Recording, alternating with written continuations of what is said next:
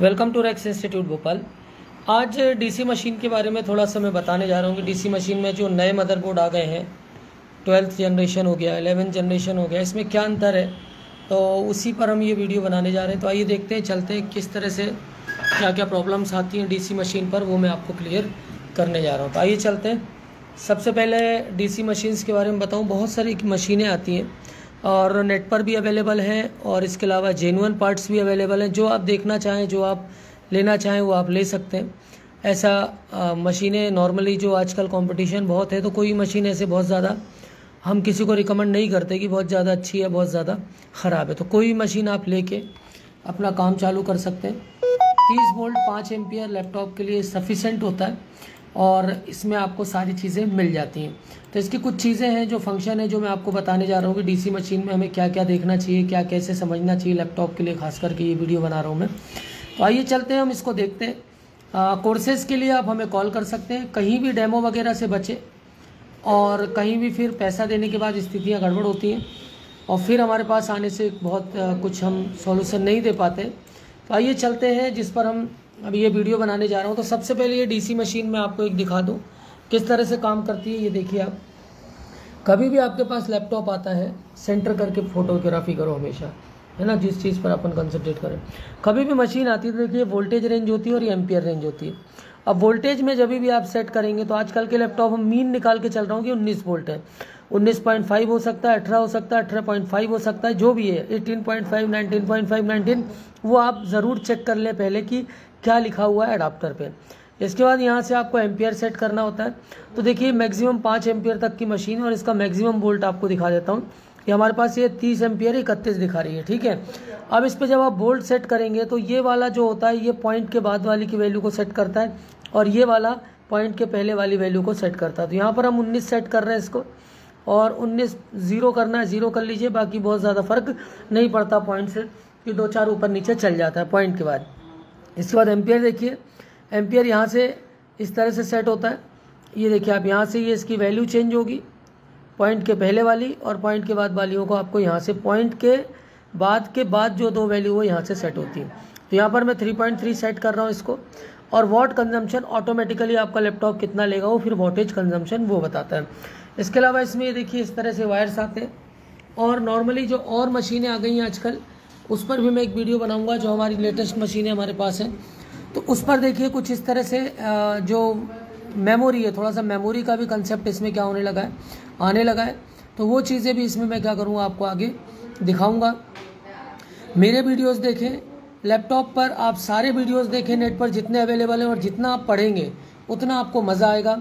हम किसी भी वीडियो को मना नहीं करते देखने से, आप आराम से देख सकते हैं सारी चीज़ों को, और उसके बाद आप सारी चीज़ें कर सकते हैं। तो आइए चलते हैं, अब हम इसमें आपको ये इसके बारे में बताने जा रहा हूँ, डीसी मशीन के बारे में। तो सबसे पहले जो अब लेटेस्ट जनरेशन है, लेटेस्ट जनरेशन की कहानी क्या होती है वो दिखाता हूँ।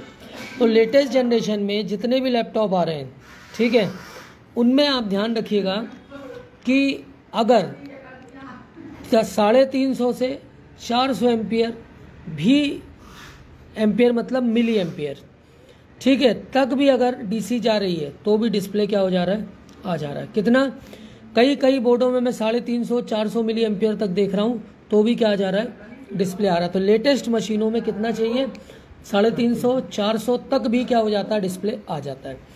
अब लेटेस्ट मशीनों में अगर 200 एम्पियर पर क्या हो रहा है, मिली एम्पियर पर अगर रुक जा रहा है, ठीक है, तो इसमें बायोस के चांस जो होते हैं वो होते हैं। इसके अलावा जो वोल्टेज है, सारे वोल्टेजेस आपको चेक करने होंगे। जैसे एसओसी पर जो वोल्टेज जा रहा है 3, एसओसी पर जो 5 जा रहा है, एसओसी पर जो 3.3 और 5 वोल्ट ऑलवेज होता है, वो बेसिकली वीएस के नाम से जाता है, वीएस 3.3, वीएस 3.3, 5 वोल्ट, इसको चेक करना है। इसके अलावा कोर वोल्टेजेस चेक करने हैं आपको, और वीटीटी का जो वोल्ट जाता है। तो ये पूरे वोल्टेज आपको एसओसी पे चेक करने हैं कि वो बन रहे हैं या नहीं। अगर सारे वोल्टेजेस बन जा रहे हैं, उसके बाद भी आपका डिस्प्ले नहीं आ रहा है, तो फिर आप बायोस को फ्लैश कर सकते हैं। अगर 200 मिली एम्पियर पर जाकर क्या हो जा रहा है, लैपटॉप डीसी पर स्टक हो जा रहा है, ठीक है, रुक जा रहा है।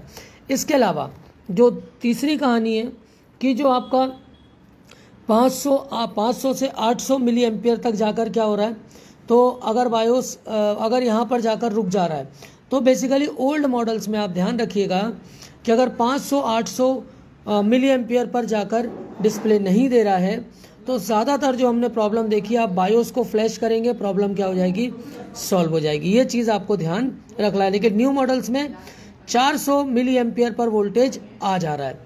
अब हम बात करें कि कोर 2 और dual core, core 2 dual quad core, इनकी अगर मैं बात करूं तो इन लैपटॉपों में आपका जो एम्पियर है वो 1.5 एम्पियर मतलब 1500 मिली एम्पियर तक क्या हो सकता है, जा सकता है। कुछ में ये 2800 मिली एम्पियर को भी क्या कर जाता है, टच कर जाता है, तो 1.8 एम्पियर तक भी जा सकता है। तो ये आपको लेटेस्ट और ओल्ड मॉडल में ये सारी चीज़ें चेक करना चाहिए। तो अब ये अगर हम बात करें कि जैसे 4th जनरेशन तक, एक और चीज़ बता दूं कि जैसे 4th जनरेशन तक के कुछ लैपटॉप थे, उन लैपटॉपों में जो आपका LDO वोल्टेज है, LDO 3.3 और LDO 5 वोल्ट, ये जो वोल्ट है किसी भी जनरेशन का लैपटॉप हो, इसको रेज वोल्ट भी, वी रेज वोल्ट भी बोल देते हैं, ये वोल्टेज लगभग सभी लैपटॉपों में क्या हो जाता है, बनेगा ही बनेगा। लेकिन 4th जनरेशन तक के कुछ लैपटॉप जो आए थे उनमें 3.3 ऑलवेज और 5 वोल्ट ऑलवेज भी क्या हो जाता है, एडाप्टर लगाते ही बन जाता है, ट्रिगर की ज़रूरत नहीं पड़ती। लेकिन अब जो मैं बात करूं, अब लैपटॉपों में 5 वोल्ट LDO और 3.3 वोल्ट LDO एडाप्टर लगाते ही बनता है, और स्टेप डाउन वोल्टेज ट्रिगर करने के बाद ही कुछ मदरबोर्डों में हो सकता है कि बन जाए, लेकिन ज़्यादातर में अब क्या होता है, वोल्टेज बनता है ट्रिगर करने के बाद। ठीक है। अब अगर हम बात करें कि जो आपका लेटेस्ट वर्जन है i3 12, i3 5, i3 11, 12, ये i5 जनरेशन कोई भी हो, i3, i5, i7 से लेना देना नहीं होता, मेन चीज़ होती है जनरेशन से। तो लेटेस्ट जनरेशन्स में आपको 400 मिली एम्पियर पर भी क्या आ जाएगा, डिस्प्ले आ जाएगा। ठीक है। अब जैसे ही आप इसको एडाप्टर पे लगाते हैं, जैसे आप इसको लैपटॉप पे लगाएंगे, ऑन करेंगे, तो क्या होगा मैं आपको दिखाता हूँ। इसका लाना, इसका केबल ढूंढो। तो इस तरह से आपको इसमें सारी चीज़ें देखना आना चाहिए। अब और कुछ चीज़ें आपको बता देता हूँ कि क्या क्या हमें ध्यान रखना है, तो वो चीज़ें भी हम देखने जा रहे हैं यहाँ पर, कैसे काम करती हैं, क्या करती हैं। तो आपको कुछ चीज़ें जो एम्पियर से रिलेटेड है वो हमेशा याद रखनी है। एक बार फिर से सारा रिवाइज करा देता हूँ कि जो लैपटॉप्स होते हैं जो लेटेस्ट जनरेशन के हैं, उनमें अगर 350 से 400 मिली एम्पियर तक भी जा रहा है, तो आप मान के चलिएगा क्या हो गया है, डिस्प्ले आ गया है। जो ओल्ड जनरेशन है, बहुत ही ओल्ड है, उसमें 1500 मिली एम्पियर या 1800 मिली एम्पियर तक भी जा सकता है। और जो आप बात के थे उनमें आपका मतलब जो लेटेस्ट और बीच के, उसमें 1000-1500 मिली एम्पियर पर भी डिस्प्ले आ जाता है। अगर किसी भी कंडीशन में आपके सारे वोल्टेजेस बन गए, सारे वोल्टेजेस आपको चेक करने आने चाहिए, SOC के वोल्टेज, रैम के वोल्टेज, VS वोल्टेज, ये सारी चीज़ें बन गई हैं, उसके बाद भी डिस्प्ले नहीं आ रहा है, तो आप एक बार क्या करिए, उसको डाटा और क्लॉक लेवल पर भी चेक कर लीजिए। ये सारी चीज़ें ध्यान रखना चाहिए। अब जो रोम IC है, रोम IC आजकल 2 या 3 भी आ सकती हैं। पहले रोम IC एक आती थी जिसमें ऑन होने का फंक्शन और डिस्प्ले देने का फंक्शन दोनों एक ही IC करती थी। आजकल जो आयो है, आयो के अंदर एक रोम डाल दी है जो ऑन होने का काम कराती है, और डिस्प्ले देने के लिए क्या कर दिया इन्होंने, इसको बाहर लगा दिया है। तो अगर लैपटॉप ऑन ही नहीं हो रहा है तो आयो को फ्लैश करना है, और अगर ऑन होकर डिस्प्ले नहीं दे रहा है तो आपको बायोस को फ्लैश करना चाहिए। ये चीज़ आपको याद रखनी होगी। तो ये चीज़ आपका पूरा लैपटॉप पर इस तरह से चीज़ें सीक्वेंस में चलती हैं। इसके अलावा कुछ और चीज़ें आपको बता दूं, नहीं मिला, इसके अलावा कुछ और चीज़ें आपको बता दूं क्या क्या देखना है आपको, वो चीज़ आप देखें यहाँ पर कि जैसे लैपटॉप में मैं हर वीडियो में ज़रूर रिवाइज करता हूँ, कहीं भी जाएं कोर्सेज को सोच समझ कर ज्वाइन करें। अगर 19 वोल्ट शॉर्ट है, 19 वोल्ट शॉर्ट है तो आपको बहुत आसानी से रिपेयर हो जाता है। आपको जो करंट सेंस रजिस्टर है, जो करंट सेंस CSR है, इसमें आपको क्या करना होता है, इसको हटा के दोनों एंडों को देखना होता है कि शॉर्टिंग किस एंड पर है। अगर आपका 3.3 ऑलवेज और 5 वोल्ट ऑलवेज, ये तो खैर बनेगा। अगर 3.3 LDO और 5 वोल्ट LDO अगर आपकी आईओ शॉर्ट है तो ज़्यादातर चांस होंगे कि आपकी 3-5 आईसी गर्म होना स्टार्ट हो जाएगी। ठीक है, इस केस में अगर 3.3 वोल्ट में गड़बड़ है तो मान के चलिए कि एसओसी से भी दिक्कत हो सकती है, लेकिन 90%, 70%, 80% आप आईओ को शॉर्ट मानकर बेस दिमाग पर लेके चलिएगा। तो ये चीज़ें हैं। अब मैं आपको एक लैपटॉप का एडाप्टर दिखाने जा रहा हूँ और उस पर वोल्ट और एम्पियर सेट करना बता रहा हूँ। तो आइए देखते हैं लैपटॉप का एडाप्टर, और उस पर निकालो ना उसको, और यहाँ पर कितना वोल्ट है वो मैं आपको दिखा रहा हूँ। तो देखिए ये एक लैपटॉप का एडाप्टर है और ये लैपी पावर है, और इस पर जो वोल्ट है ध्यान से देखिएगा 16 वोल्ट और 4.5 एम्पियर पर ये लैपटॉप क्या कर रहा है, ये एडाप्टर काम कर रहा है, और इतने वोल्ट एम्पियर पर ही लैपटॉप क्या होगा, ऑन होगा। तो कभी भी आपको अगर इस तरह का सबसे पहले आपको देखना आना चाहिए। हमने ये चीज़ देख ली, इसके बाद हमें क्या करना होता है कि हम अपनी डीसी मशीन पे जाएं और यहाँ पर जो 16 वोल्ट है उसको यहाँ पर पहले देखिए मैं 16 वोल्ट सेट कर रहा हूँ। तो देखिए यहाँ पर मैंने इसको सीधा 16 वोल्ट पर लाया और इसके जो पॉइंट वाली वैल्यूज़ हैं उसको कुछ नहीं, ज़ीरो किया। और ये एम्पियर कितना ले रहा है, यहाँ पर देखिए ये एम्पियर ले रहा है 4.5। अब आप 4.5 एम्पियर तक का ही क्या करना आपको यहाँ पर सेट करना है। ये चीज़ आप याद रखिए। तो कभी भी आप डीसी मशीन ले रहे हैं लैपटॉप के लिए तो 30 वोल्ट और कितना लेना है आपको, 5 एम्पियर तक का ज़रूर लीजिए। बहुत पुराने लैपटॉपों में और हैवी होती थी चीज़ें तो उसकी अभी इतनी हमें ज़रूरत नहीं होती है। तो देखिए इस लैपटॉप को मैं यहाँ से बंद करता हूँ और बंद करने के बाद फिर वोल्ट और एम्पियर लेके हम इससे चालू करेंगे। हाँ, एक चीज़ और याद रखिएगा कि जितने भी मैंने आपको सेटिंग्स बताए एम्पियर मिली एम्पियर के, वहाँ पर आपको क्या ध्यान रखना है कि अगर पैनल लगा है, अगर आपने पैनल हटा दिया है तो 100 और 150, 50, जैसे आजकल तो 350, 400 है तो उसमें आप 50 का अंतर रखिएगा और पुराने वालों में 50, 100, 150 तक माइनस कर लीजिएगा। ठीक है, तो ये चीज़ आपको ध्यान रखना है। और ये जितने मैंने आपको एम्पियर्स बताए हैं सब बैटरी लगे होने पर बताया है। ठीक है, तो चलिए हम इसको इस मशीन को, इस लैपटॉप को हम एडाप्टर से चालू करते हैं।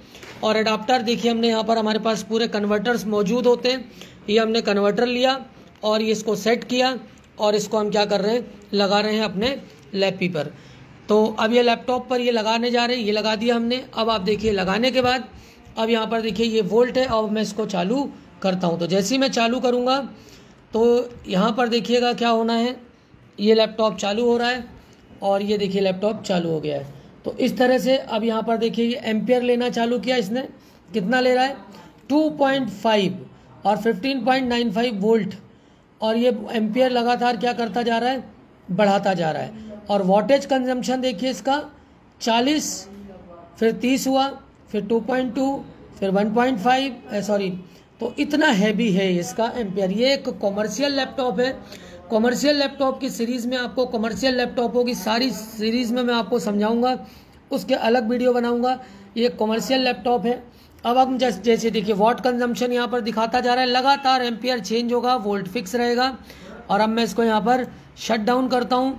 तो जैसे ही मैं इसको शट डाउन लूँगा, पावर पे जाऊँगा, देखिए पावर पे जा रहा हूँ, और जैसे ही मैं इसको शट डाउन का ऑप्शन देता हूँ तब देखिएगा क्या स्थिति होगी।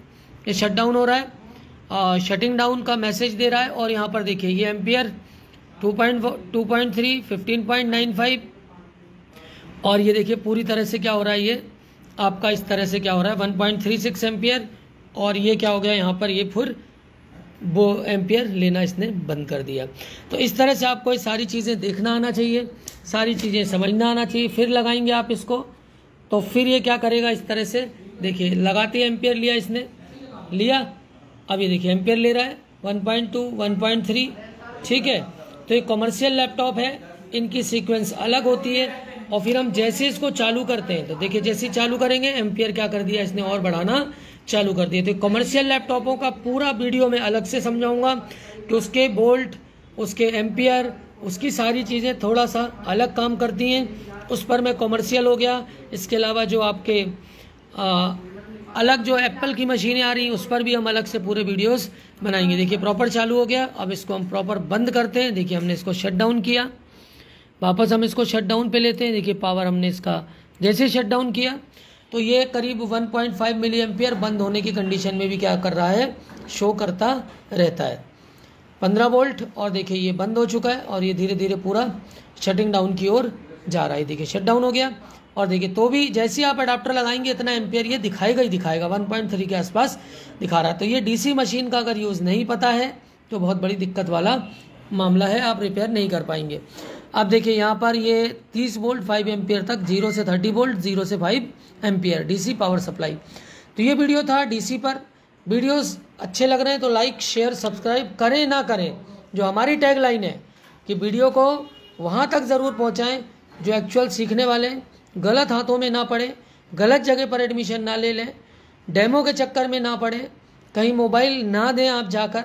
इस तरह की चीज़ों को ध्यान रखना है, क्योंकि कुछ लोग उसमें अपने रिव्यूज़ बढ़ाने की कोशिश करते हैं, रिव्यूज़ वगैरह, तो उस पर ध्यान रखना है हमें। Actual laptop repairing institute schematic diagram के साथ, एक एक फॉल्ट, एक एक सर्किट, डीएसओ के साथ जो मैं समझा रहा हूँ सारा प्रैक्टिकल भी कराता हूँ। डीएसओ पे बहुत जल्दी एक प्रैक्टिकल लाने वाला हूँ कि लैपटॉप पर हम सारे सिग्नल्स, सारे क्लॉक, सारे डेटा, सारी चीज़ें एसओसी से, पीसीएच से, आईसीएच से, इसके अलावा रोम आईसी से, इसके अलावा आईओ से क्या क्या रिलीज़ होने, एसएमएसआरसी, ये सारी चीज़ें, एसएलपी सिग्नल, एसएलपी, सारी चीज़ें क्या क्या हैं वो सारा कुछ एक बोर्ड, 2 बोर्ड, 5 बोर्ड, कम से कम 15 से 20 बोर्डों में आपको डीएसओ पे सारी चीज़ें करा दूंगा। कोई दिक्कत आपको किसी भी तरह की नहीं रहेगी। कोर्सेज के लिए आप हमें ज्वाइन कर लेंगे, लाइफ टाइम हम सपोर्ट देते हैं। 21वें दिन आप लैपटॉप रिपेयर करने लगेंगे। इस तरह का हम एश्योरेंस दे के काम करते हैं। हिंचेज, पैनल चेंज करना, कीबोर्ड चेंज करना, हार्ड डिस्क चेंज करना, ये हम वैसे ही करा देते हैं, उसकी हम कोई फीस चार्ज करते ही नहीं है। एक्चुअल जो रिपेयरिंग है वो स्कीमेटिक लेवल पर है। स्कीमेटिक लेवल जब आपको आएगा तभी आप काम कर पाएंगे, और बिना स्कीमेटिक के भी आपको बोर्ड रिपेयर करना मैं आपको क्लियर कराऊंगा। तो उस सब का भी आइडिया दूंगा कैसे, अगर स्कीमेटिक नहीं है तो आईसी की पिन डिटेल्स निकाल के आप कैसे काम करेंगे, क्या क्या वोल्ट होता है, क्या सिग्नल्स होते हैं, क्या क्लॉक होता है, क्या डेटा होता है, एम्पियर क्या है, वॉट क्या है, मॉसफेटो का कंसेप्ट, आपका डिप्लीशन लेयर क्या है, इनहेंस मोड क्या है, ओपेम आईसी क्या है, रेगुलेटर्स क्या हैं, रेगुलेटर्स के बाद लीनियर सप्लाई क्या है, इसके अलावा जो आपकी जो लीनियर सप्लाई है सस्ती होती है, क्या अंतर होता है हमारी नॉर्मल स्विचिंग सप्लाई से उसके अंदर, ये सब चीज़ें आपको देखना, एक एक पॉइंट के साथ क्लियर कराऊंगा। तो लैपटॉप अगर आप रिपेयरिंग सीख जाते हैं, आप ये मान के चलिए 8-10 लैपटॉप रोज के रोज आते हैं, आप आराम से उसमें जो एक नॉर्मल चार्ज होता है आप करते हैं। आप अगर 1800 रुपये भी लेते हैं तो 10,000 रुपये दिन भर का खड़ा होता है। एक बार बेस बनाना पड़ता है, स्टार्टिंग में समय लगता है। जो चीज़ें आपको अच्छाई के लिए होती है वो धीरे धीरे बढ़ती है, और बुराई वाली चीज़ें बहुत तेज़ बढ़ती है तो आदमी सोचता है बहुत अच्छा होने जा रहा है। लेकिन अगर आपकी चीज़ें धीरे धीरे बढ़ रही तो आप स्टेबल हो जाएंगे चीज़ों में, और समय आप चीज़ों को देंगे तो हर चीज़ रिपेयर हो जाती है। ऐसी कोई चीज़ नहीं है दुनिया में जो रिपेयर ना हो। एसओसी का क्या सेक्शन हो, पीसीएच का क्या सेक्शन हो, कैसे काम करता है, सारा डिटेल के साथ आपको मैं एक एक यहाँ पर क्लास में चीज़ें बताता हूँ। Thanks for the